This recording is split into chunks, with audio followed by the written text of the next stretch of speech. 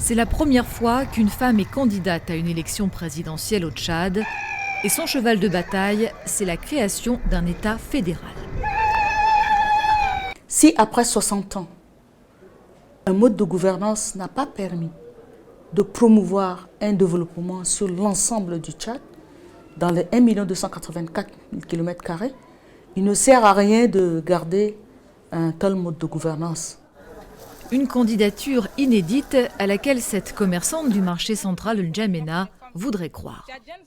La femme peut faire mieux que les hommes, parce que la femme, c'est elle qui met au monde un enfant, donc je crois qu'elle va mettre sérieux, elle va faire du sérieux avec les gens.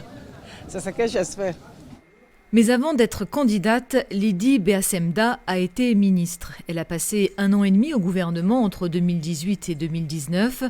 Pour les opposants les plus farouches au président Déby, elle n'est qu'un faire-valoir, comme les 5 autres candidats en lice, pour la plupart anciens caciques du régime.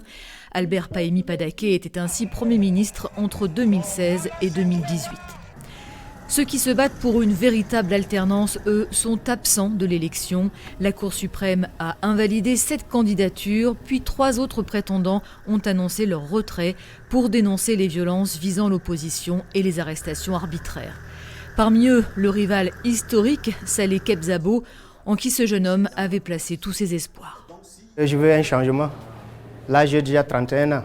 Et bientôt aussi, Déby aura 31 ans au pouvoir. C'est trop, il doit partir. Il y a des jeunes qui sont là. Il n'a rien fait pour nous. Il doit partir. Mais depuis plusieurs mois, les marches pacifiques réclamant le départ du président sont systématiquement interdites et violemment dispersées. Une répression qui ne laisse guère d'illusion à une partie de la population. Les élections chez moi, c'est un non-événement parce que vous savez ce que nous vivons aujourd'hui.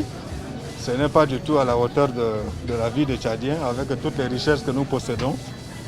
Les partisans du président Déby, eux, préfèrent mettre en avant la stabilité du pays. Actuellement, on est en paix. Regardez nos voisins. Mais le Tchad est en paix. Nous espérons que la paix.